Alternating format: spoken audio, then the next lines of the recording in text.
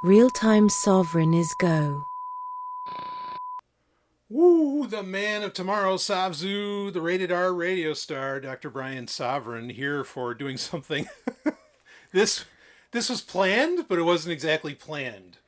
This was so off the cuff. Yeah, of course, you are hearing my wife, the absolutely remarkable Empress of Space, Time, and Beauty. Hello, thank you for having me back. Yes, Ellen Sovryn is here, and well, having you back, I mean, this is actually your first Real-Time Sovryn, isn't it? Yes, I should say this is a return for me on your podcast, Right. but for those who are viewing the video, this is my first time being with you on your new endeavor, Real-Time Sovryn. Yes, so I just wanted to denote that this is the first time. So absolutely, and this is the first time that you've been on. You're also the first guest to ever be on. I feel so special. Yes, even though I have, just off the top of my head, I have 3 others already lined up to come on. Frankly, in the next week. Wow, Yeah, sometime. a lot of action this week. Yes. Actually, some really cool people I just love, are going to be on this week. Not as much as I love you, but I love them. You love them maybe in a different way. Yeah, in a different way. But yeah. Anyway, so this all came together so quickly. Yeah, I don't think the viewership really knows how quickly. No. We just went from transforming the studio to here we are. Yeah, really fast. Everything just got tossed to the side. You brought the magic. Yes. Yeah, because normally all of this, I mean, not that people have ever seen it, but normally all of this, You have a monitor there. there's a gigantic 30-inch monitor that's here that curves around me and everything, and my laptop goes underneath, and now the laptop is actually in front of us with the camera coming down on It's it. a very sci-fi setup. Yeah. It's very immersive. Right. It's meant for, it's a one-person battle station, and unfortunately, it didn't work out that way just now. It doesn't convert to 2 people. No. And we're actually discovering that. So I actually think I might need to rethink things a little bit, which is great because, again, yes, I'm going to have guests on via Zoom, but I'm also going to have them on, In person. in person in the studio. Yeah. So I have to figure that out. And this is a great studio. I mean, I really love it. Yeah. Of all of the BDSM studios, I think this one is spacious and homey, and I love your display over here. Yeah. Yep. This just got put in today, actually, and well, there's no video on it right now, but yeah, there's a lot to do. It's not the biggest one I've ever had. That was probably the 3 that we built in a previous city that we lived in. Oh yes, Yeah. that was very That large. was huge. Yep. That was huge. Which is sad that I didn't really have guests on. I mean, you were on all the time, which is great on Sovryn Tech, and it made it very easy to do that. But yeah, I dig this, and I definitely have to think it out more. But it's a Saturday night, and to be completely transparent, We're experimenting. We're just trying to figure out what works here. well, yes, yeah, but also, I mean, we put this together really quickly while we were on shrooms, so so that was the other part of it, where I wasn't Yeah. able to think 100% clearly of how I wanted to do this. Anyway, I don't have to spend a ton of time talking about that. I mean, I'm sure everybody doesn't mind me talking whatever, because they're just staring at you probably this whole time, and I'm just flapping my yap. But anyway, looking absolutely ravishing. Oh, as thank you. always. This is Yes. just how I dress all the time. All the time. Wow. Wow. As Yes. I cross and uncross my legs. Jeez. Basic Instinct 4 here, folks. Eat your heart out, Sharon Stone. I mean, I'm sure people will second that in the YouTube comments. And if you want to get it in the Spotify comments, go for it. You can still tell me how hot my wife is in the Spotify comments, but Thank you. you're kind of doing it in an audio platform, so I don't know how well that works. Anyway, but on YouTube, of course, that's always the primo way to watch Real-Time Sovryn. Anyway, all of that preamble. we're experimenting here in the studio, but we're also experimenting. Boy, what do we do? Like a mix of chocolates and gummies? Yes, that's exactly what we did. Yeah. And if you want to talk about the specific brands, we can. I think it's interesting how there's a very different experience between like different brands and even different types of, I guess you could say, confections that are sold to be sort of hallucinogenic mushroom products, but they don't.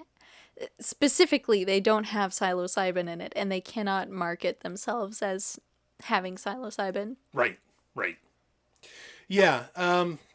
And, we're able to get some of these things just because of, well, the nature of, like, the decriminalization of some of these products in specific, territories. Yeah, there's specific cities where they are decriminalized products. Right. Kind of like how in New Hampshire, for example, we can't buy cannabis products, but in Massachusetts, in Maine, basically all of the surrounding states, you can buy cannabis products. It's kind of a similar situation with mushroom products. So there are some areas where you can buy these and some areas where you can't. Right. Exactly. Yeah. I'm going to, in real time, I want to see if I can zoom out. I think we need to zoom out. Yeah. Okay. That's fine. Much better. Were you feeling closed in? I love this. A little bit. It's like, no, let's open it up. I don't know how much we want to show of the studio of our, it's funny. Leo Laporte comes from his attic now. Like I cannot believe this. I want to we could keep talking about the experience that we had, but, I also want to interject this in quick. And that's the thing with Real-Time Sovryn. It's meant to be it's real time. It's meant to be kind of laxed. Even though sometimes I do things that are a little more documentary style that I'm experimenting with. Anyway, but I can't believe this. This Week in Tech, in my opinion, it's the biggest podcast like ever. Like, you listen to it all the time. Yeah, Joe Rogan, whatever, go down the list of people, whatever. And some of these people I do listen to as well. Not Rogan, but, all these different people, I'm sure I'm going to get shit for that, but whatever. All these different people. But in my opinion, like the person who put together like the true podcast experience is Leo Laporte with This Week in Tech, with that whole network. And they just shut down. They finally just shut down. They did their last episode from a actual like studio building that they had been renting for over 10 years, like 15 years. End of an era. Like in my opinion, 100%. This is, in my mind, this is as big as like Star Trek ending, all kinds of things ending. Like, it's not over. He's still doing it, but he's doing it from his attic. So why did they shut down? So you told me, I think they shut down just their physical studio location. Yes. Correct? Correct. Right. Yeah. So they just shut that down. And it's just, they've had that forever, or they've had multiple buildings actually that they've gone through. They did it it was just a cost saving measure because the advertisers aren't there in podcasting. Right. And I know that I can feel that too, for sure. I mean, I still have, advertisers that are coming on, but it's not the same atmosphere that it was back in the day. And it doesn't matter what your numbers are, like with Twit. I mean, they have all the numbers in the world and it's just not happening. So it was a cost saving measure. And they're 100% remote now. And now Leo does it like from his attic. I don't know how many people really watch video of them anyway, because there's like a funny joke that it's actually This Week in Geriatrics, but because they're all old dudes, is what you're saying, right? I mean, that's the thing. That's why I say this is so nuts, because I mean, I've been watching them since I was a kid, since I was like a young person. Wow, so you've aged with them. Totally. Like I've never known Leo Laporte without gray hair. I used to watch him on Tech TV. I used to watch him, I mean, it's just always, I used to buy his almanacs. Like, it's just always been a thing. And it's so crazy. I mean, I could spend a bunch of time on it. And maybe I'll do another episode where I'm a little more collected about it, because again, it's not over. Like Security Now with Steve Gibson still going. All these shows are still ongoing. It's just, he's doing it from his attic. And really what got me started on that what got me started on this train of thought was, we're in what is effectively it's not really our attic. It's the upstairs. It's the upstairs. Yeah. We have 3 floors in the house, and this is the top floor. Yeah. Maybe at some point on a Real-Time Sovryn, I might do a little tour of the inside of the house. It's just maybe not. Your eyes went wide. You could edit it, I think, to give people a tour. But there are some things that we are still kind of arranging. Oh, there's a ton of things and that we're working on. There's so much. There's a lot that's in process because we have many projects that we're working on. We also just moved in earlier this year. Right. Actually, it must have been 6 months ago. It hasn't even been more than half a year. So there are certain parts of the house where, it could use some love. That's all I'm saying. No, but this is the thing you're totally right. But it's a very unique home. Like, people can think of like homes that you imagine that are like unique, that aren't just like the square or the A-frame or whatever. But I guarantee you this looks different than those. Like, it's an incredibly unique home. So that's why I say, like, it's hard to describe because you almost feel like you're like in an oversized camper that also has a jacuzzi and like a 1970s like porn stairwell.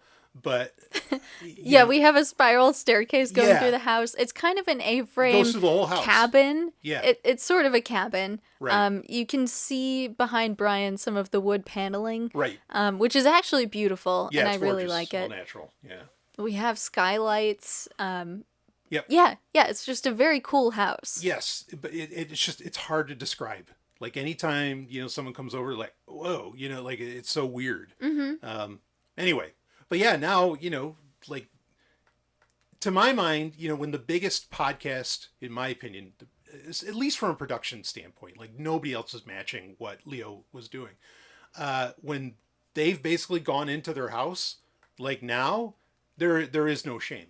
You know what I mean? Like you might as well, now it's just record anywhere, because there's nobody championing the really high level. Have great audio equipment, have all that jazz, but there's nobody really championing the very high level production, in my opinion, Yeah, I feel like you could go a level up professionally and get sort of a TV studio setup, but honestly, that's what he had, It seems less personal that way. Yeah. It seems a little to lack a certain touch. And I always appreciate when podcasters or YouTubers are in a place where they're comfortable, where they're sharing some of their sort of like personal effects. I think our studio still, like we were saying earlier, could use a little work. I mean, it's my section over here. Sure. But I like it. Yeah. No, I do feel comfortable here, and there's some stuff here where, you want to show it off. Yeah. I mean, I did a little mini tour the other day on Real-Time Sovryn, and again, all this is going to change, and I do want to comment. I do know there are podcasts like, was it Chris Williams or whatever, who he does, or Williamson, whatever it is. Like he'll literally go to ILM and do it like in the volume, or he'll do it from like garages, and he'll have like a very professional setup. So look, I know there are YouTube shows that have a really professional setup. I'm more saying that like and this is all gets very confusing because what's a podcast now? Like YouTube shows are called podcasts when it has the video component, but you could like. For example, we are YouTube premium subscribers. You can turn the screen off and still listen to a YouTube video. Right. So in essence, it is a podcast. But then you turn the screen on and you can see what they're doing. Yeah. Just for me, I've always really felt that podcasts was more, ultimately was always an audio thing. Right. And you had to be on a feed of some kind. Yeah. But that's changing. So anyway, I just want to recognize, I know that there are YouTube shows out there, obviously, that have tremendous production values, and that get schlepped out as a podcast and whatever. And, I'm aware of that before anybody corrects me in the YouTube comments. But anyway, get back to talking about how, how hot my wife is. How's it going over there, Dr. Brian Sovryn? You got room under this desk? No.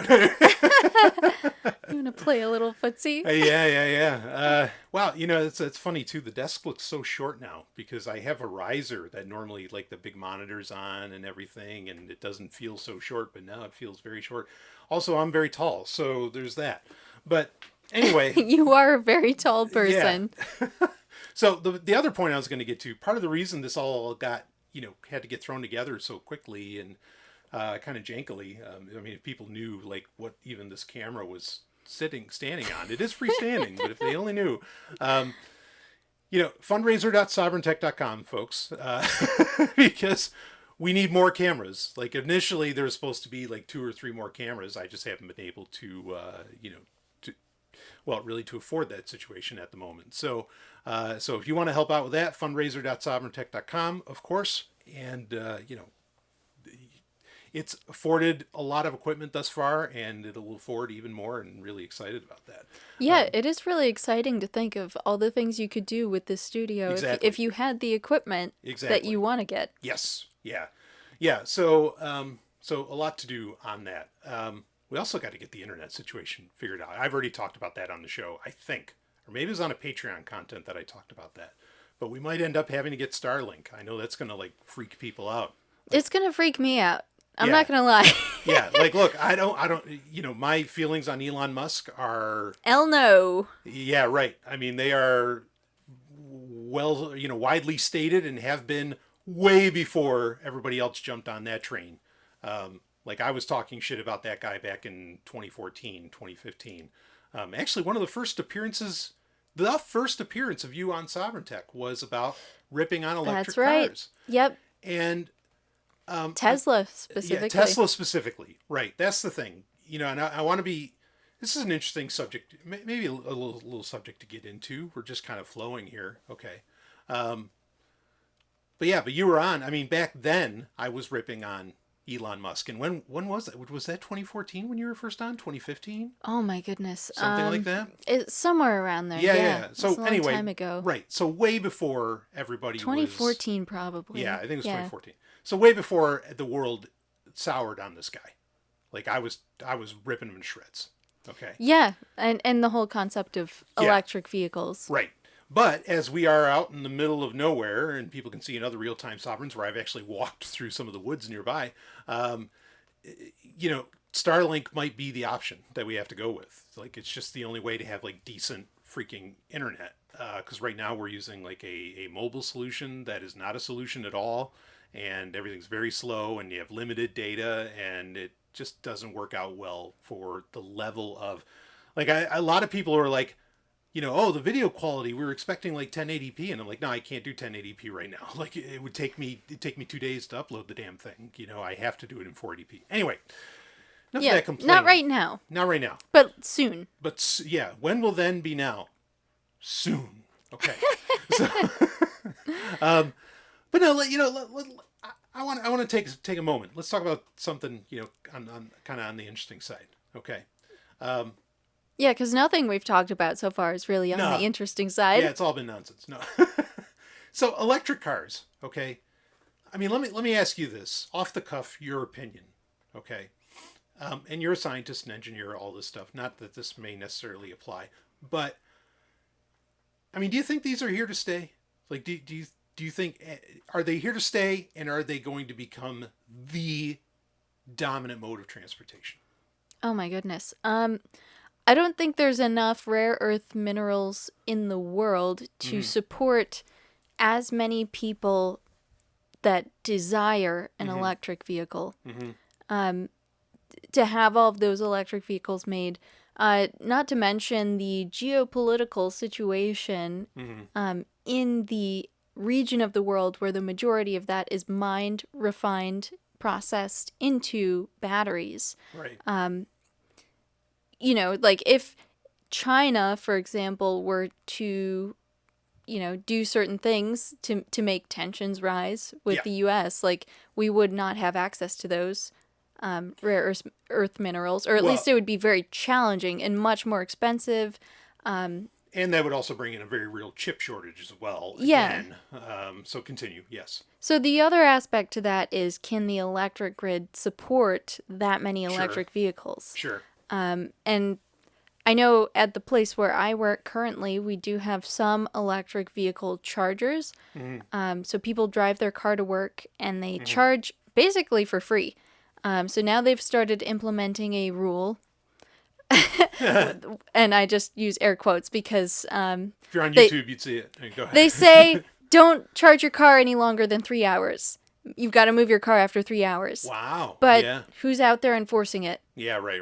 I don't know. I mean, Right. There's nothing stopping people from charging their car the full 8 hours that they're at work.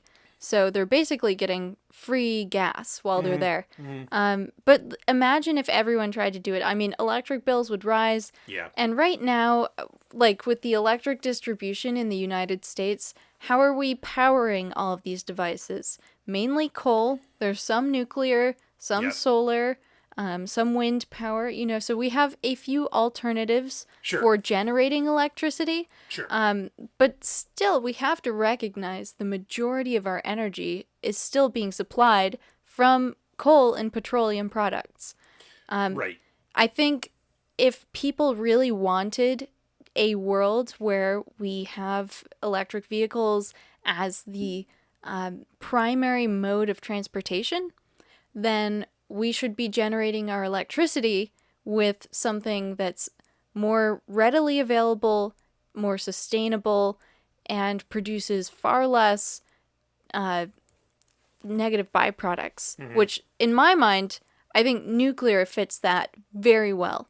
Yep. Because I agree. you get such a large, sustained amount of energy out of it. Yeah. And yes, there are toxic byproducts. Those can be reprocessed.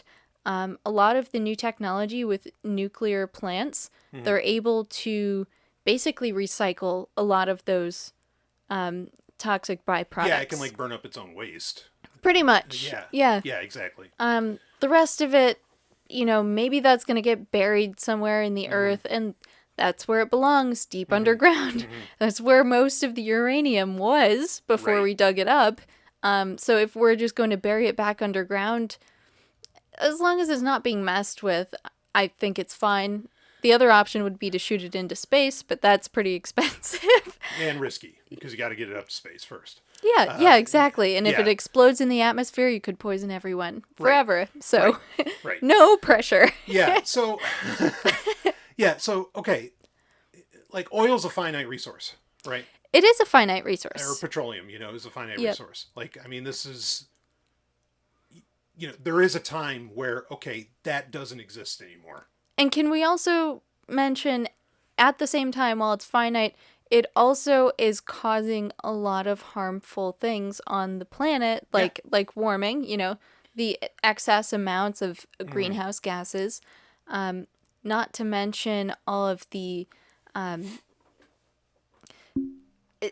there's a lot of pollution that occurs because of the mining to get coal and oil and all of these other petroleum products. Right. No, totally. Exactly. So, okay. But that's the thing, is we can't... But there's also a ton of pollution created by mining all of these minerals for batteries. Yeah, no, 100%. I'm totally with you on that. It's just very hard to say what the solution is, because, also humans are not going to give up individual autonomy that cars allow for, right? Sure. Okay. And so in my mind, okay, I mean, I could tell you what I think, and I don't know if we have a lightning storm going on, or if It sounds like there's a thunderstorm outside. it's either thunderstorm or it's fireworks, and It was raining earlier. Yeah. Or at least it was close to it. Yeah, it's pretty good. It's good sustained rolling, but if no one's hearing it on there, then our microphones are doing their job. Okay, so this is the thing. I'm with you. First off, I don't see Tesla is not doing enough. I think there's a lot of mistakes that they're making. I don't necessarily have to break all that down here. I could probably do that in a future Real-Time Sovryn. There are companies making electric cars and electric trucks that I think are very interesting. In what they're pulling off, and they're doing things very differently. And they have, I think, they're focusing in the right directions, and they're taking it slower. Yeah, can I just say Please. that a lot of people, I think, recognize that electric vehicles maybe are not the best solution right now. Yeah. But their perspective is they would prefer to go in a direction that's not petroleum. Right. And support whatever alternative exists. Right. And I understand that. But I don't think electric is any better. And honestly, I see some drawbacks to it that still don't put it above petroleum, in my opinion. Yeah, okay.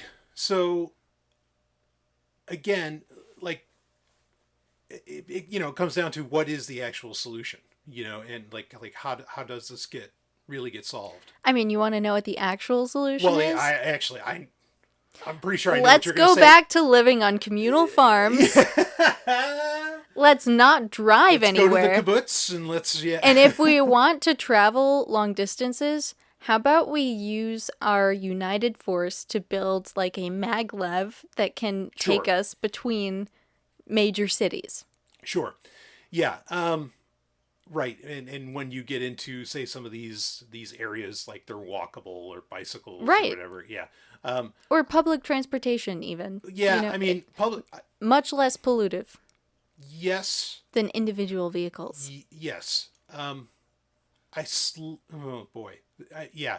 I mean, you know what? You raise a great point, because this is actually like a gigantic problem. Like this is genuinely systemic to talk about, because like I always bristle at the concept of public transportation.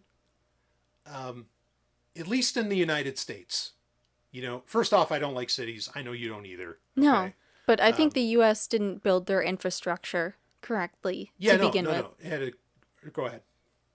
What were you going to say? Yeah, so I was going to say, I mean, like you go to a city like Amsterdam, okay? Now, public transportation there, phenomenal, wonderful, But then I also don't feel like the government is constantly trying to herd me there, as in like, herd. And I know you're not being treated like a herd animal. Yeah, yeah, and it's hard to really describe this, because that's the difference is like me getting on a bus in New York City or getting on the subway. This is the thing is it doesn't feel as, it's not even claustrophobic. Like there's just a very different feeling. It's not taken care of. I think that like maybe the New York Metro, it always feels like there's sickness in the air. Yes. Yes. But in Europe, it's so like fresh and clean and modern, and it's like you're taking a spaceship from one point to another. Yeah, right, or something, or it's either modern or it's so ancient it's cute. Yeah, you know what I mean? Like it's one or the other, and it's just not. It's just not the dingy, and I don't know. Just in American cities, I always feel like I feel like I'm being herded, and I don't like it. And yeah, I think there's a big subject to get into that. Go ahead, please. Does public transportation much better than the U.S. does, and they built their infrastructure kind of to support that. The other thing is, like with the U.S., if we were to like transition over to a model that's more similar to how Europe handles it, sure, I think we could reduce a lot of people trying to own personal cars and having challenges getting from one point to another in a large city. But the thing is, if every city were to adopt a public transportation model and people owned fewer vehicles, right? I think that might be sustainable for a much longer period of time. Like, imagine how many fewer tons of CO2 are being released into the atmosphere just by making that transition. Sure. So I'm just saying it still wouldn't last forever, but it would certainly slow down whatever negative process is happening by everyone trying to drive everywhere all the time. And one thing that I noticed on, like when I was going to college, for example, it's a much smaller city. People use like scooters, bikes, mopeds, things like that to get around. I really like that too. Right. Yeah, exactly. Yeah. And in the winter even, sometimes you see those things, which Sure. is kind of amazing. Right. But I'm just saying, there are other ways to get around besides vehicles. Yeah. No, I agree with that. I really do. I think people are just lazy, or they don't want to face the elements sometimes. And Back in my day, I was 12 miles through snow. I know you hear that from people sometimes, and I know they're real stories. Yeah, right. It's impressive, like what people can truly endure if they try. Yeah, I mean, and but look, people don't try, is what I'm saying. I know, and I'm with you. There's so much dismantling of infrastructure that has to happen. Yeah, and I understand where you're coming from, and I get you. I don't think we're ever really gonna go, like, I don't think anyone ever takes the answer of go backwards, and we're not talking about Ludditism or anything, but like saying like go technologically backwards. I don't think anybody ever takes that seriously. Like, I don't think that even gets like in the door of places where this kind of decision could get okay made. So maybe I'm saying go backwards in some sense, but in another I also said build Mag-lev trains to go between major cities, which is actually going forward from what we currently have. Right. Well, exactly. No, you're and I hear you on that. And we could look at like some some more interesting examples like Japan, where these kinds of things are very useful and do actually go between, or like will cover large areas of country, and and everything else. And I know some people might make a comment, it's like, well, do you know what happens on those Japanese trains? And I'm like, yeah, I do. And we'll just leave it at that. But anyway. Why do we have to leave it at that? What happens on those trains? You brought it up. You wanted me to ask. What happens? Oh,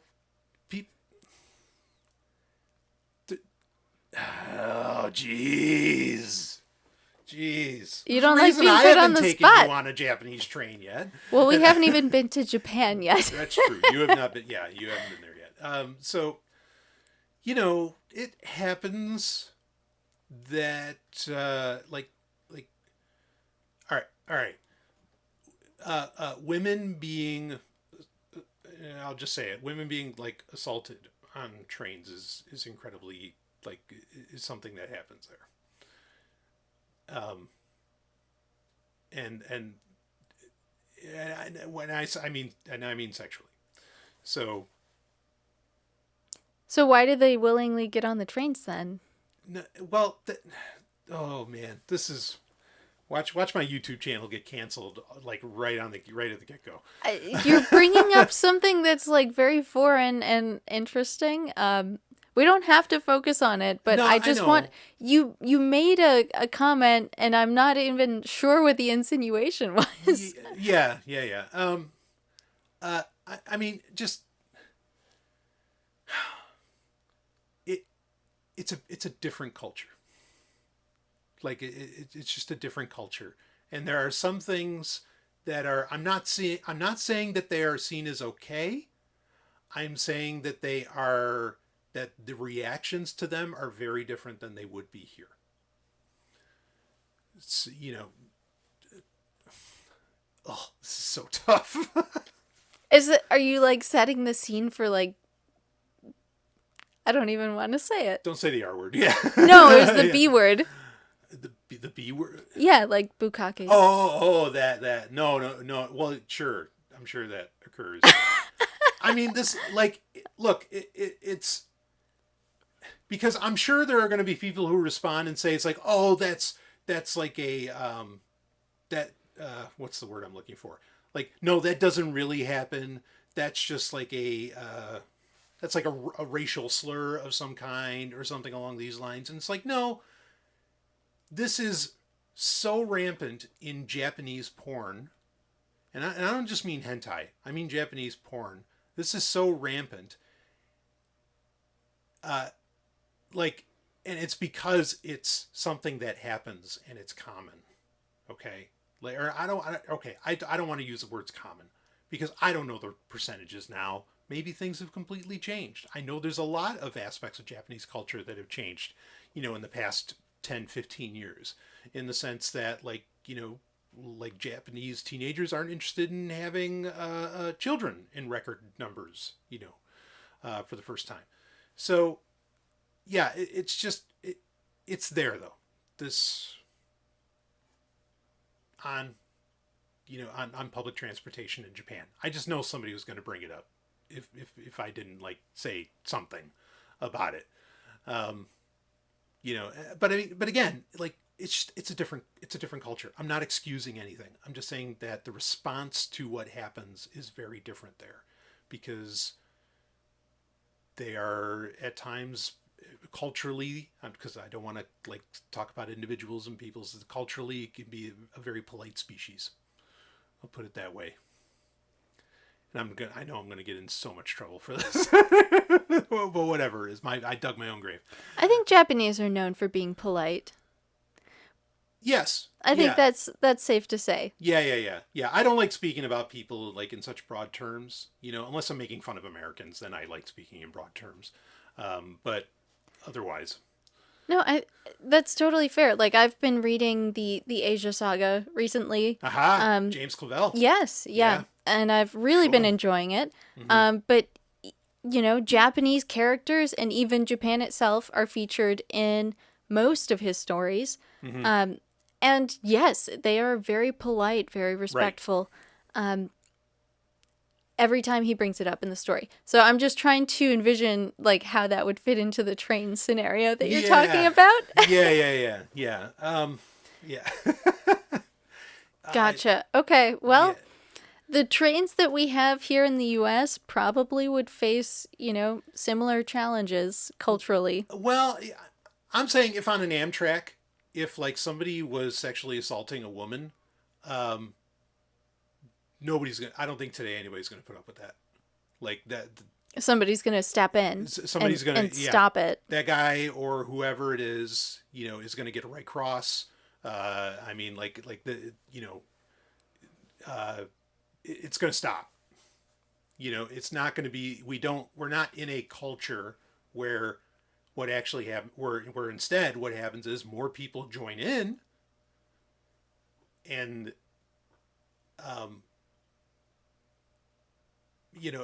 and then like the gal never says anything, like that's just not how it is on trains anyway in America. Different situation at home, I'm sure. Yeah. Well, I would hope that everybody knows that it's okay to talk about it if it does happen. Yeah, totally. So again, it's just different. So we got on that.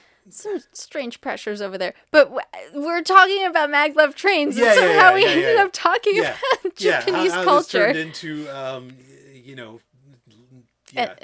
things happening an assault. On the train. Okay. Yeah. Well, imagine the amounts of crime that could happen on public transportation. I totally can see how having a train full of people traveling together, could lead to those sort of scenarios because you're, in a tight space and you can't get out. Right. Yeah. So I'm going to lay out a little bit here. Okay. And I'll try and be quick. Like Elon Musk trying to go for the Hyperloop as a transportation, that's in my mind, that's like the same kind of infrastructure and, dare I say, technological leap as Mag-lev trains. Okay. Is the Hyperloop not a Mag-lev? In principle, it may as well be. Okay. It's just it's like that much faster or whatever. Okay. Like I'd have to brush back up on the technology and everything. That's inconsequential. The reason that he announced the Hyperloop was not that it was ever going to get built, because it's not. The reason the Hyperloop got announced is because Elon Musk even knew, or at least his marketing team. Remember, he didn't actually start Tesla. But people forget that. So he just kind of bought into it. Kind of. So the Hyperloop was his quiet admission that he recognized even the electric car, is not the answer. Okay. And so ultimately what I'm going to get at here, it's not that I've softened my position on any of these things. What I'm going to get at here is that nobody really knows the answer. and it is a dramatic infrastructure change. It's not like you can just change the method of propulsion. Okay, there's a massive infrastructure change that has to occur. And yes. So, right, okay. And so what I see for at least the next 100 years is you're going to, okay, like heating a home. All right. When you heat a house, you have a lot of options. In fact, some houses, including our own, has multiple methods of heating it. Right. Yep. You have electric, propane, whatever. Like there's multiple options. Some people get natural gas from the city to be able to do that. Or wood pellets if they have a stove. Exactly, a pellet stove. Okay, so here's the thing. You have a problem. You need to heat the house. Okay, it's cold outside. Yeah. So you have this problem. And so there are multiple solutions. None of them are one size fits all. Right? And none of them, I think, are meant to be used in every situation. Yeah, exactly. That's what I say. Like, none of them are really one size fits all. There's cost to consider in all of them, not just monetary costs, but other costs as well. Okay, to be able to use that. And this is the thing: is I think that at least for the next 100 years, there's going to be a hodgepodge of vehicle types, right? Like you're going to have flex fuel. What is it, EC80, whatever, that's like partly ethanol or significantly ethanol. Right, okay? Because pretty much all gas has ethanol in it at this point. Yeah, all of them have like 10%. This like is corn ethanol, specifically. Right, this is where it's a lot more than that. Okay, so you have flex fuel, you have electric cars, you have, ICE, right, internal combustion engines, using petrol. There are going to be, maybe even in some parts of the world, there might be solar cars. Can we get hydrolysis vehicles? Sure. That'd be amazing. Right. Yeah, I mean, whatever happened to that? Whatever happened to, like, the hydrogen fuel cell cars? I feel like if you go on YouTube, at least, like, 10 years ago, if you went on YouTube and you looked up, like, hydrolysis vehicles, yeah, there would always be, like, one crazy, like, professor in his garage, and he'd say, all right, I built this vehicle that runs on water and it splits hydrogen and oxygen, and it's this like amazing invention. I don't know why not every car company is doing this, because you can literally run your motor just with water if you set it up this way. Right. And it's some government conspiracy that we don't all have it already. Yeah. And then like they just disappear after that. There's like the one video. Yeah, exactly. And you don't hear from them ever again. Right. Yeah, I mean... So maybe there is a conspiracy out there, because imagine if everyone could just fuel their vehicles on water. Right. Like how many billions of dollars would not be made? Sure. Yep. Yeah, I mean, this is akin to the claims that, like, the engine that can run on peanut oil, Which, yeah, you can actually run any vehicle on any kind of alcohol. Yes. Or high fuel molecule. You just have to change effectively how it burns, how you capture that energy, and then how you exhaust the byproducts. Right. Yeah. Yeah. So, but this is my ultimate point. Okay, is that there's just going to be that hodgepodge. Like. Yeah. And none of them are actually the solution. They're literally just different, right? I mean, yes, the tire micro pollutants, right, that come from tires from electric vehicles being heavier and all this. Okay, that's got to get solved. Like, I mean, we can talk about everything has their problems. Okay. But ultimately, the problem is people commuting to work. Like, I am part of this problem because I commute 30 miles one way. Yeah. Yeah. And I'm not the only one. Right. There's thousands of people, hundreds of thousands, millions that probably do the same thing. Mm-hmm. Like commuting in personal vehicles that are built to carry 4 people when it's just one single person driving to work. Yeah, this is a problem. Yeah, yeah. I'm with you. It's never going to change. Like, I just don't... I just can't imagine people giving that up, And It's a luxury to have like your own cozy space where you can like adjust the temperature to what you want, nice. and you can And if you have blast your families, music. Yeah. I mean, that's the other Ride part with of it your too. family. Okay, like, so say Elon Musk, say Tesla is like the vanguard of, or the standard of like electric vehicles and everything. Okay, what is Elon Musk telling everybody to do? He's telling them all to have kids because he's afraid there's not going to be a workforce in the future. And he's far from the only tech billionaire talking about that. A lot of them are. So are they going to want to have you get rid of vehicles that allow you to transport your entire family? No. So I mean this is the point, is that this is so wildly like complex, because we can't. I think there's a time and place for public transportation for sure. I mean, and it depends on what the argument is. This is the other part of it too. Is what's the argument? Like, why is somebody arguing for public transportation? If they're arguing for public transportation from a environmental concern standpoint, okay, then okay, that's something where the EPA, where the government is going to step in. Then every single government job should be using public transportation first. They're the guinea pig. They're the test bed, right? And let the people use their their individual cars or whatever. Like that's kind of been where I've stood on that, because again, the solution, we're not looking at it holistically. Like, there's always different angles. Well, what does the electric car solve? What does public transportation solve? Because they're answers to different questions, and there's just too much involved.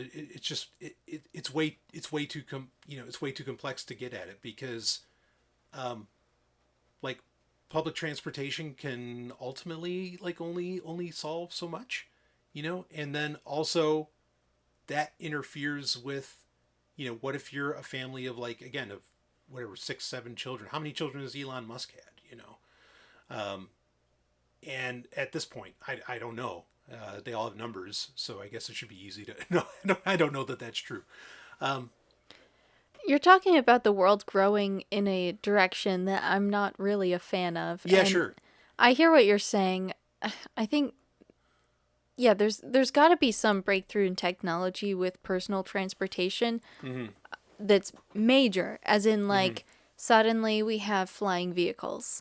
Right. Because if we don't do that, and if we just keep going on the projected path, like, there's not really going to be a world where we want to be driving around. Yeah. But in like 50 years, Yeah.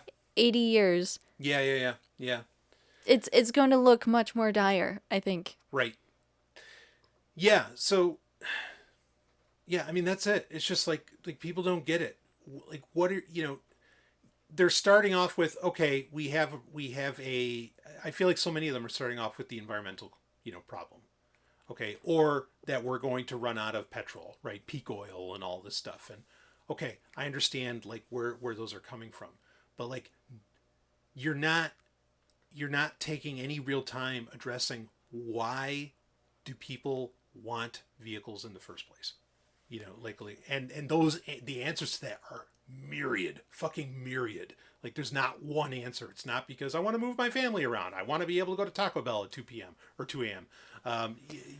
Right, but so for myself, Yeah. a lot of those reasons boil down to things aren't close enough. Mm-hmm, So like, if I want to go visit my family, right. yeah, they don't live just a mile down the road Right. to where I can walk to them. Right. If I want to go to the grocery store, yeah, that's several miles away. I can't just walk there, And I think if there was a transition to a more local model, that Yeah. wouldn't be a problem. Yeah. I feel like we kind of have to pull together more closely in Sure. order to eliminate that desire to want to travel as much. Sure. But the way that the world is focused right now Mm-hmm. towards industrialization, yeah, I think we're only going to see those distances that people have to commute get longer. Yeah. And then like the amount of work that people put in to make money, to make the technology, like that's just going to keep going up gradually. To make this hodgepodge of vehicles to transport all the bodies. Yeah. Yeah. I mean, and I'm with you as far as like nuclear. I mean, like they're. So, one thing that I think is really cool about the younger generation is that they are starting in mass to recognize this is not the direction that we should be going. Agreed. Yes. And I really appreciate that. Yeah. I really love seeing like young content creators saying that capitalism is crap and that they don't want to work at their office jobs. And that there is this general sense of the world is so polluted that it's damaging now. Right. Imagine how much more polluted it's going to become if we just keep going on this path. Yeah. There's not really going to, like, they feel that there's not much for them to look forward to in this, like, capitalist dystopia that they're living in. And I certainly appreciate that because I think there's a certain push towards a more localized culture and less ambition towards developing new technologies. So I think that's going to create a really interesting dynamic because there's so much pushback from younger upcoming generations. People who are in college right now, maybe they'll be focusing more on developing technologies that are far more efficient and smaller, but maybe not as widespread, Yeah. Maybe not everybody owns a certain piece of technology, but it's something like a Mag-lev train, for example, where, it can be used by a lot of people to transport a lot of people, and it's much less pollutive.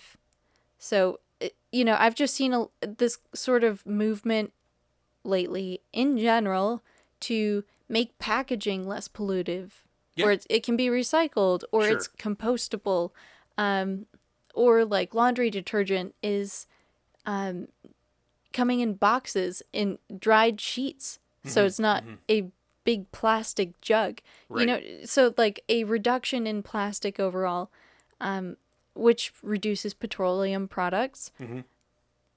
So there's some pushback on that direction, and I'm glad to see that. And I wonder if, because of that sort of lack of motivation to engage as fully in a capitalist utopia, like the 80s, Right. Like their parents and grandparents. Maybe I think that's drastically going to alter the trajectory of technology for the next 50 years. Yeah. Okay. I mean, I'm hoping, so because that was, the question, like, there's things how I want them to be in 100 years. Oh, right? Sure. Yeah. But then what do I think it's going to be in 100 years? Like that's why I say, like, do I think electric cars are going to be like around in 100 years? Yes. Those aren't going away anytime soon. Right. They've been there since I think one of the first vehicles ever invented was electric. Oh, so they've been there since the beginning. Yeah, that's a great point to bring up. 100% is that, like, really the electric car already is 100 years old. It's just that it was a technology that got eschewed. Yeah, I mean, if you've ever seen the documentary Who Killed the Electric Car, these things, people tried to commercialize them in the 70s and 80s, and it just never happened. Yeah. People saw them and they thought they were like science projects. Yeah. But I mean, I'm with you. Like, yes, the answer is to, like, relocalize as much as possible. Small is beautiful. I mean, that's a message, I've tried to keep going for a long time. I have a hard time. I mean, I know there's like a degree of deglobalization going on in its own way. It's so complex. That's all I can, like, and I don't think this is shroom stalking. It's just like, it's genuinely like, it is just so wildly complex. Everything that holds up everything right now. And localization is like the only way to combat that, but I don't know. I so hope that you're right. And I see some of the similar signs that you do as well. That, the younger generation is like, nah, this isn't the way we were meant to go, and Yeah. Well, it's also not really possible for them to maintain the momentum that came before, right? Like, there's so many graduates from college now who are, thousands of dollars in debt, maybe hundreds of thousands of dollars, and getting jobs now where the income that they're making doesn't match inflation at all. Right. And it's going to be impossible for them to pay off their loans and buy a house and buy a car. All of these things, like, maybe I just scraped by doing that because I came at the right time in history, but for somebody who's just starting college right now, for example, maybe it's not even possible for them to achieve that because of inflation. Yeah. Yeah, I just, I guess to kind of cap off this conversation, the people who are like, well, we've just got to put an end to the New World Order, and well, yeah. well, sure, but that's not. But what is the target exactly? Like, what is the New World Order? Yeah, but it's not only that. I mean, this is the thing, is that these same people, like, unless they're just talking about relocalizing everything, they just have no idea what that means,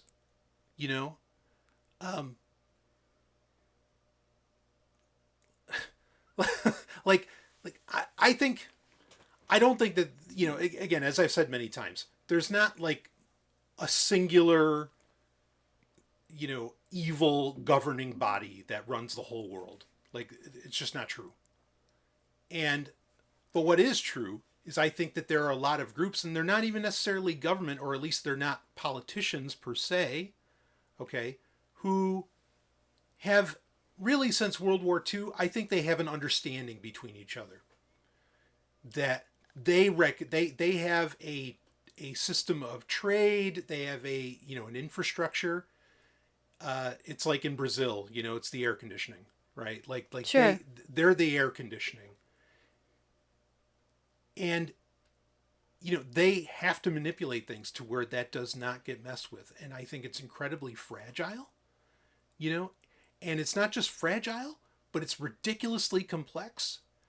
And anybody, and this would include Alex Jones, like anybody who wants to come out and say, yeah, we need to take down the New World Order, without having any recognition of that entire infrastructure, is a moron. Like, and not only a moron, you are dangerous, sir. Like, and I don't mean Alex Jones. I mean not like in a good way. Yeah, not in striking at the root. Yeah, no, I don't mean dangerous like me. I mean like you are dangerous in that you don't know, you have no idea like what you're asking and what you're wanting, and like you have no idea what your real goals are. They're not striking at the root. They're swinging wildly. Yes. Yeah, right. And they're ripping off flowers and everything. I mean, So, yeah, occasionally Alex Jones does hit on a nerve of truth in some things. Sure. But, yeah, he has no idea of the systems, or at least, like, there's no helpful conversation about how to disengage from the systems that make a lot of these problems possible. Right. Yeah, I mean, because like, and it's, Alex Jones is kind of a meme in all of this. I mean, and also, I mean, just pick whoever, kind of thinks in those lines. Like, look, you want to say to me, and let's see if this gets banned off of YouTube. You want to say to me that, and I don't mean you, I mean anybody, like in the abstract, a person would say, it's like, well, I think the CIA actually runs the United States. And I would say, probably right. Okay? They sure probably have a major guiding hand in the direction of events. Sure. So, but they're not the only group. No. Okay. Right. But I would say, probably right. And then, But then this person would say to me, well, then we need to put an end to the CIA. They need to become unconstitutional. They need to do this and they need to do that. Sure. And it's like, okay, but it's like, hold on. You're telling me that the CIA runs all this shit, okay? Which I'm not even disagreeing with you on. You want to like just put an end to them? You want to use the same system that allows them to exist to make them unconstitutional. Well, sure. And that's kind of ridiculous in itself. Well, you're totally right about that. Yes, that is ridiculous. But what I'm saying is you want to take out the CIA, leave a vacuum in reality where they were, nothing in its place, but yet it's the thing that's making all this go round and round. Whatever this is that we live in, our capitalist dystopia, okay? What the fuck do you think is going to happen when suddenly, nature abhors a vacuum? What do you think is going to happen when that vacuum, exists? It's just going to be replaced by something else because you're leaving the rest of the systems in place. Well, right. So two things. One, either something maybe even worse is going to fill in, or equally worse, equally as bad, is going to fill in the void. Okay. Or nothing fills it in, and you are going, like, literally, civilization as you understand it is going to collapse overnight. Yeah, and I know you and I talk about this sometimes, because we are anarchists. Yes. Obviously, 100%. we don't want to live under the current system. Right. But what do you think that would look like? For example, if, the CIA went away and then there was no other group that was ready to step into that void. Oh, I do. I think the world would fall into chaos. Oh, let's hear it. Yeah. No, Which part first? And look, yeah, right. Like, just look at Joe Biden or even Kamala or whoever. People are speaking into their ear. Joe Biden hasn't been running this country. Give me a break. No, this is like the most obvious time in history to see that there's a puppet master somewhere behind the scenes. Yes. And Joe Biden is just like, he's not even a good puppet anymore. Right. He's kind of falling apart at the seams. Right. But for a while, people really did believe in him. Yeah. He just kind of took a turn for the worse health-wise. Yes. Okay. So he needs to take care of himself. Right. But the puppet masters can't use him anymore. Yeah. Yeah, exactly. So, yes, I love your point. This is the clearest time in history where you can see the executive branch is not in control whatsoever. Like that's not happening. And before again, we said we're anarchists. Like, let me disabuse you. Nobody here is voting for Trump at all. Nobody here is voting. Oh, no. Oh, my God. Right. I don't even like seeing Trump signs. Yeah, exactly. Yeah. Talk about fantasies of swinging wildly at things. Get the crap out of here. Anyway, so, but we feel that way about most political signs. We don't discriminate. Yeah, no, okay? no. Trump, Red, blue, Biden, Harris, whoever the fuck. Yeah, red, blue, purple, green. Like your sign is getting taken out. Yeah, your sign sucks. So, okay. Don't put it in our yard. Yeah. So, all right. But this is the thing: is that you do that. Just people aren't ready. Like, again, people don't understand. Like, how many people are, and I'm not saying this in a negative way, okay? I'm not saying this as a pejorative. How many people are really reliant upon the medical system? And, you go wiping out the thing that keeps, honestly, I mean, look, stuff still gets sent over by ocean liner, okay? Mm-hmm. And you go wiping out, an organization that may be integral to for there to be safe harbors and for the, basically the shipping lanes of the ocean to be safe. Like, a lot of people are going to die. Yep. That's a good point. Yeah. I mean, it'd be tragic. It'd be bloody. Yes. I mean, it's going to get, and look, and it's more than even, and let me be clear here. I'm not just saying like that the poor or, those with health concerns and whatever else, that they're the ones that are going to die. I mean, I think a lot of rich people would lose their minds they can't get their access to Ozempic, you know, like, or whatever.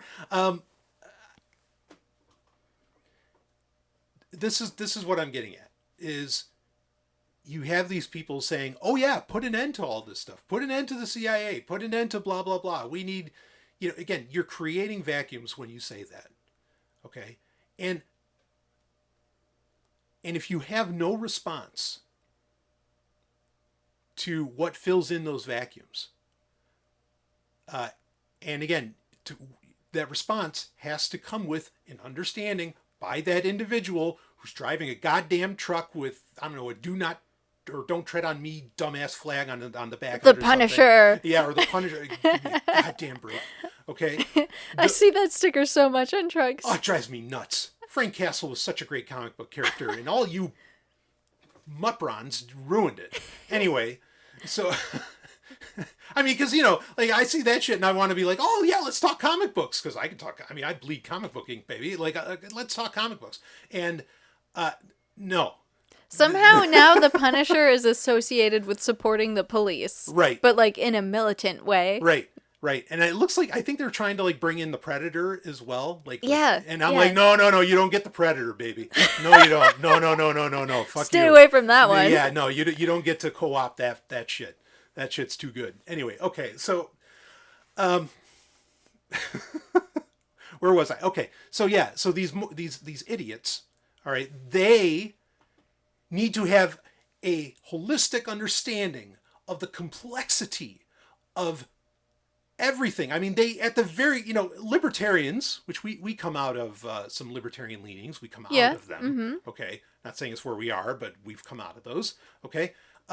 Libertarians at least used to recommend reading a book that is decades old now, which is I, Pencil by Leonard Reed. The purpose of this book was to teach you, to explain to you just how markets work, in the sense that the reason it's called I, Pencil, it was to show you this is how complex it is for you to have a pencil that you write with every single day. And it's wildly complex. Okay? And if you don't have that global market, you have to drastically change how that pencil is made for it to be made locally. Exactly. All right. And today, I don't think anybody's being, any of these freedom lovers or whatever the fuck they're called, you know, like, I don't think they're not encouraged to read that book, for one. And the flip side of that, though, is, then someone's going to say it, is that, well, but this is what markets will solve. Markets will fill this in. And to that, all I can say is, you know, markets will fill in the void, right? That the CIA left, or that government's left, or you something. You mean like Google will fill in the void, yeah, Amazon will fill in the void. Well, just give them your palm print. Yeah, right. And then you can shop at Whole Foods. Yeah.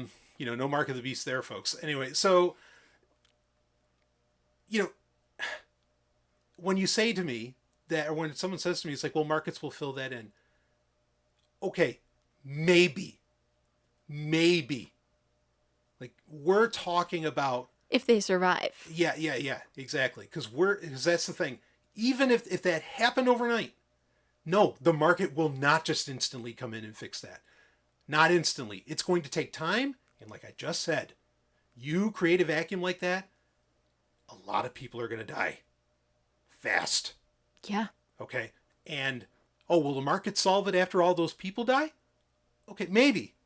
But let's just be clear here, you know, that when you are arguing for, like, ending a lot of this stuff, that you're talking about the fact that a lot of people are ultimately going to die. And so, what do you got? Yeah, and you keep saying that. I mean, I think what you're saying is there's supplies that people rely on, Yes. that they depend on, you Yes. know, like diabetics, or name your disease. There are drug products, or at least manufactured materials that support the manufacture of those drug products, that will no longer be able to make it to U.S. shores. Yeah, exactly. And suddenly we'll have to find a new source for those materials, like silicone tubing, for example. Yeah. During the COVID pandemic, that was one thing that there was a global shortage of. And Yeah. guess what is used in a lot of medical supplies? Silicone tubing. Right. Exactly. So, I mean, COVID, I think, is a great sort of microcosm of what you're talking about. Like, if, it's that level of change where you're facing that adversity when it comes to global markets. But what you're talking about, that'd be even bigger. Yeah. Yeah. And, I mean, again, the argument could just be like, oh, we don't want to rely on China anymore. And it's like, well, look, there's a reason that, like, I don't think Apple wants to rely on China either. How many things do we buy every day, like get shipped to your house that say made in China? Right. Things you buy from the grocery store, made in China. Right. Yeah. But, like, you can't just stop. Like, this is the thing. Like, Apple computers is they're learning this with iPhones. Like, you can't just stop. Okay, you can start to slowly transfer, slowly shift it out, but you can't just carte blanche stop these things. Okay? And if you did, it would have drastic results, is what you're saying. Right. Yeah. I mean, or, you have a lot of people who are very, quote unquote freedom lovers who are very isolationist and are like, well, yeah, let's instantly stop trade with China. Let's instantly stop trade with this country or whatever. And it's like, you want a smooth transition. That's what we want to aim for, right? Is a smooth transition. Well, right. But yeah, I'm just saying that, like, you can't just stop, because if you stopped, a lot of people are going to die instantly, and now the opposite claim can be made that, well, if we don't stop trading with China, then a lot of people are going to die anyway. I don't think it's the same level. I don't think it's the same thing at all, because I'm talking about a near overnight dramatic death toll, like that just that happens for all kinds of reasons beyond just the medical stuff. I mean, I'm even talking about, like, look what happened during 2020. I mean, when paper towels or toilet paper is scarce. Those people are going to kill each other. Some of them probably did in places that we didn't even hear the news from. Okay? Like, there's so many things like this that people just have no idea. And that's why this concept of end this, end that, end this, end that, like, shut up. No. Like, that's, you don't understand just how complex the system you live within is. And that any like little like shutting down of one part of it is going to systemically affect all of it. Yeah. Okay. One thing that I'm very aware of is, like, when we are buying groceries, a lot of the fruits and vegetables, which we live primarily on, they're being imported from Mexico, Guatemala, places all over the world. Right. It's not like these are things that are being grown in greenhouses at the local farm. Right. And of course, some of that is featured, but, like, that's such a minuscule amount. And I think about this a lot too, because I'm sort of a survival mindset. So, I've tried to grow fruits and vegetables and herbs and things that we can eat around the house. And yeah, I've had some moderate amount of success with, like, tomatoes and basil and other herbs, things that can stand up to pests. Right. Like lettuce. Right. The kale has been eaten by cabbage worms, unfortunately. But, like, we also live in an area where there's lots of food around, like grapes and berries. So we could supplement our diet with that if the global market were to somehow fall apart. But it would still affect us directly, immediately. Totally. Yeah. Yeah, no, you're absolutely right. And you're hitting at the actual solution. Okay, because here's the thing. Like, voting, getting somebody else in power, nobody's going to be allowed to have power that is going to interfere with NAFTA.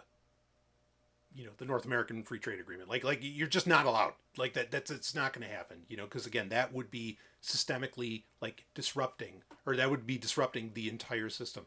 That's not going to happen. So, like, you vote red, blue, whatever, it doesn't matter. The infrastructure is still going to go round and round and round and round and round.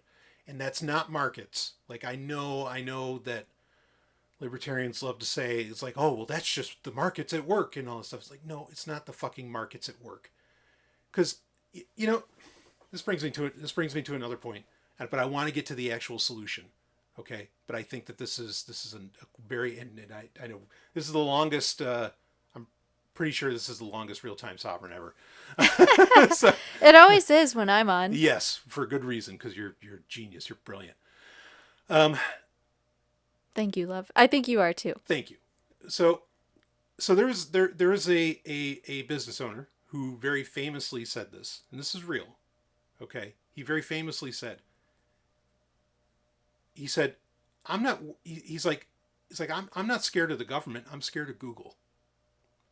And for a good reason. Okay, well, yeah, right. So he's asked why, and he said, the government can what can the government do to me? Oh, they can fine me. Okay, but Google can destroy my business.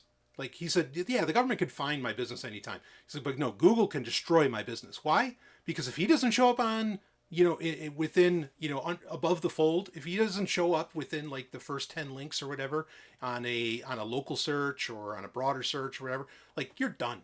You don't exist. Mm-hmm. Like anything on the internet that's not searchable in Google might as well not exist. Now, that can be a good thing depending upon your perspective. But for most people, like this is the point. Google is so wildly powerful. They are so powerful. Why? Because you can, if they delist your business for any reason, you're fucking done. They are the verb. They are the internet, basically. Yeah. Like, you don't search for something online, you Google it. Yeah, no, there's plenty of people who think that Google is the internet in America. Yeah. Okay. So this is the thing. This is the lack of complexity of understanding. Like, you tell me that, markets are solving that. No, they're not. I work in SEO. It's a fucking tap dance. The market, nobody's solving anything in SEO, in search engine optimization. It's not a solution. It's not even a Band-Aid. Like, I guess it's like a little pail that already has like a leak in the bottom of it as you're trying to toss water out of the boat that's already sinking. Like shut the fuck up. The markets aren't doing jack. Like these companies own this shit. You are dead if Google ever delists you. You're just, you don't exist especially if you're a business, right? Which is kind of the primary points of markets. Okay. And so I just want to disabuse people of this notion that somehow markets will solve everything, or that markets are what is keeping civilization as we know it going round and round. It's not. Okay. It's a bunch of organizations and companies like Google but all those other organizations, you don't even know their names. Maybe you know some of the alphabet soup stuff or whatever. You don't know. You don't understand. And to just, again, like you so brilliantly said, Ellen, to just be like swinging wildly, having no idea where the root is, you are dangerous in not a good way. Unless you actually do want lots of people to die. Like, unless you do want all of this to collapse. Unless you do want that like post-apocalyptic scenario, which, to be clear, I know there's a lot of people that do. Okay? But that's what I want them to realize, is that that's the world that they would effectively be creating. But I don't think they realize that. Why? Because they're driving a truck just like me, that if it doesn't connect with a specific server, it won't even start. Half of its features won't even be there. And so, like, the fuck they have any idea of what it would be like if they ended the Fed, ended the CIA, or, take your pick of whatever organization, and they don't, these people have no fucking concept of what they're talking about. But the solution is ultimately what you got at. And that is, tell me what the solution is. I'll tell you, because it's never changed. Don't try to end the government. Don't. And I'm not saying this is because I'm supportive of the government. I'm saying don't do that. The only thing you can do is just build the alternative infrastructure. Don't waste your energy, is what you're saying. Yeah. Don't waste your energy. Don't feed it to the government either. No, exactly. I mean, this is, and people might want to bristle at this, but Max Stirner had it so on to, over like 200 years ago, where he basically said, he's like, don't ask for freedom.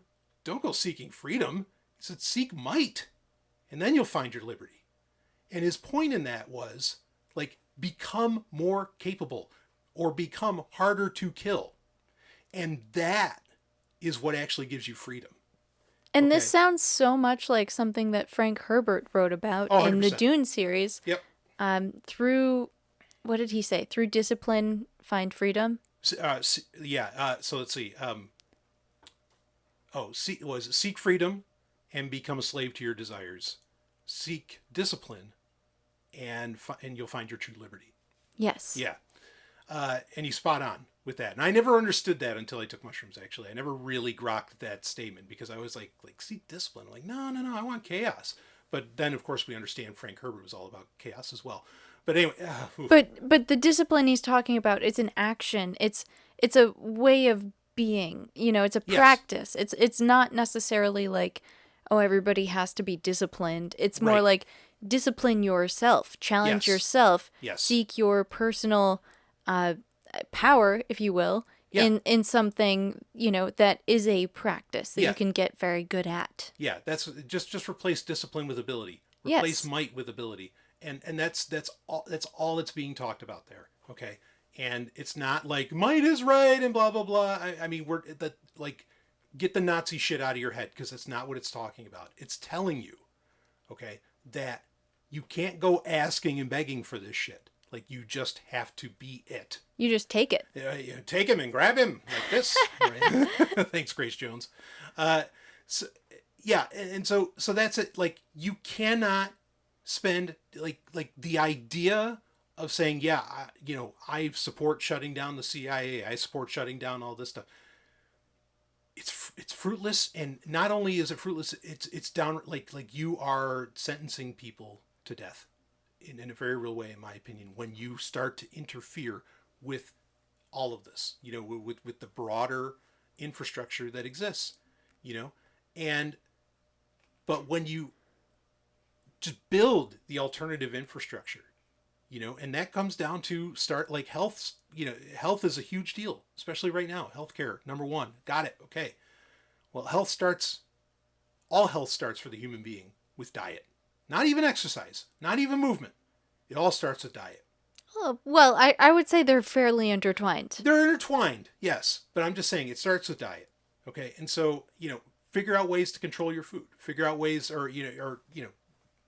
I'm not just saying go back and grow your own food. I mean, yes, that's great. Of course, do that as well. But I'm just saying, like, dial this stuff in, and find ways to be less reliant on what the government is offering and create the alternatives that you can rely on. Okay. Because again, you wipe out that vacuum and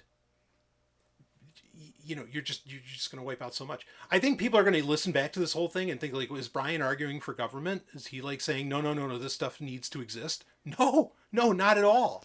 I'm just saying that going after it and shutting it down is a fool's errand.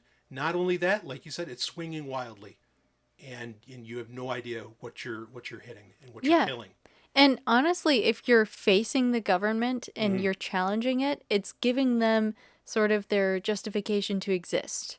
Because they love doing that, responding in force, enforcement. Yeah. That's what the government feeds on, and that's how they perpetuate their existence. Right. If you just take your effort away from focusing on the government and put it more towards, well, what is actually the alternate solution? Yeah. Maybe it is building this local community garden. Maybe it is, whatever. Yeah. Building your own bunker, being a prepper.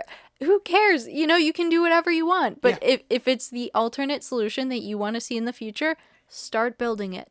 Yeah, you have to build it from the ground up. Like that's all you can do. You cannot, nature abhors a vacuum. You cannot create that vacuum because bad things are going to happen. You just have to build the other thing. And that other thing can, the other problem is, like, no, never expect it to scale that much. Like, stop dreaming about this world where, and everybody's doing this and that. Like, no, that's not going to happen. It's just not. And you don't even want that. If we've learned anything, you don't want a monoculture. And especially in the age of the internet, there isn't a culture. There's not one universal culture. Right. Anyone has access instantly to any part of the world anytime. So you can have as many cultures as there are people, essentially. Right. And, and maybe one of the most important points, like I said earlier, this is a very fragile system. It's obvious, okay, how fragile it is. It's a very fragile system, but a very tight-knit group, a tight-knit community and all that is the opposite of fragile. So if you're thinking it's like, oh, they're going to come in and shut me down. No, you're anti-fragile. You're the opposite of that. And so, yeah, I like that. Anti-fragile. Yeah, exactly. So you're anti-fragile. You don't, you can really like push back on this stuff. And again, if you're resilient enough, it's not, I don't even think it's going to come to affect you anyway, because. Yeah, that's what it's about. Resilience and being able to make it the long run. Right. Being sustainable. Yeah. So I like, because there's so much of this rhetoric around right now, end this, end that, end this, end that. And it's like, oh, stop. You don't know what you're asking for. You don't know what you're doing. And, it's more like just replace the word end and just put build, it's like, stop saying end, say build, you know what I mean? And I know that this all sounds quaint, and it's all like, oh yeah, it's easy to say from your attic. It's not an attic. But what we are building the world that we want here. I mean, Yes. You guys can see it on the camera a little, but Sure. it extends far beyond the field of this camera view. Sure. We are building our own reality here. Yes. And we're trying to bring something into the world that didn't exist before. Right. And I think the world would be a much more beautiful place if everyone tried to do that. Yeah, absolutely. I mean, and you and I have talked many times. We're like, yeah, you know what? If this all just gets a little too nuts, all right, whatever. We just go run into the woods. We're done. And we'll do it. Not everybody can do that, but it's a good idea to learn. To get your best foot forward on that, maybe. So yeah, just be prepared. Try to come up with some sort of. At least think about how you're going to react if that were to happen. Yes. Because we do live in such a fragile world. And Yes. as we discovered with COVID, things can change drastically within a period of just a couple days. Right. So I think it's great experience for us all to keep in mind that things as they currently exist are that fragile. Right. So, yeah, I think that you and I kind of took that experience, and also just the fact that we love the idea of being survivors, being out in the wilderness. Yeah. But we really are trying to make a more sustainable, self-sufficient environment for ourselves here. Yeah. 100%. And we're just starting out. We're transitioning Yes. to a more sustainable way of life. Yeah. So I think it's going to be an exciting journey for us, but I think that, there's opportunities for everyone to do their part to build that for themselves as well. And it doesn't have to be growing your own food. Maybe you're not good at that. Maybe you don't like that. But there are other people around you that are and that do. But find whatever it is that you're really good at. Mm-hmm. What's your discipline? What's your talent? Mm-hmm. Develop that. Become strong. Become able in what you love. As best you can. Yeah. So, I mean, like Simba's uncle said, and you just said, be prepared. Woo! Somebody's going to hit that one on the conspiracy list. Anyway. Oh my God. And now that I'm thinking about what I just said, it almost sounds like I'm talking about markets again in free trade. No, you're good. But it's not money based. What I'm talking about is not money based. I know. Yeah. So yeah, now everybody's going to be singing that song from Scar. Be prepared. Yeah. I'm just picturing the hyenas. I know. Don't look at the shadows of the hyenas on the wall. Yikes. Okay. We didn't mean it that way. So, I feel like this conversation has been a little all over the place. It's been very twisted. Yeah, yes. And, twisted. But good. I think a lot A lot of nice truth splashes got dropped. So yeah, and we can end it on a positive note. And also, I think everybody at this point is aware that we didn't plan this show out necessarily. Oh, no. We're just kind of talking off the cuff right now. We didn't have any notes. No teleprompter. Yeah. Nothing. So I think is. next time we get together, maybe we can have more of an agenda. But I do like having this freeform conversation with you. Yeah, and yeah. It took some wild turns I wasn't expecting. Oh, yeah. I mean, yeah. This was as comfortable and uncomfortable at the same time as it could be. So that's all right. Yeah. Okay. Well, I think that's enough for this Real-Time Sovryn. Unless you got anything else you want to get out, Ellen. I love you so much. I love you too. Thank you for having me on. Yeah, I there's no one else I'd rather take on this beautiful chaos with. Same. Yeah. So, yeah, my pleasure. And well, we will see. What else how will the studio look next time? I don't know. I'm excited to see how it's going to change. Yeah, there's a part of me that doesn't even want to bring that monitor back up here. But man, it's so nice. Anyway, it is a nice monitor. It is. All right, well, we'll wrap that up here, and we will see all of you, on the other side. Ooh, oh, that's hot. Okay, all right. That's it. See you on the other side.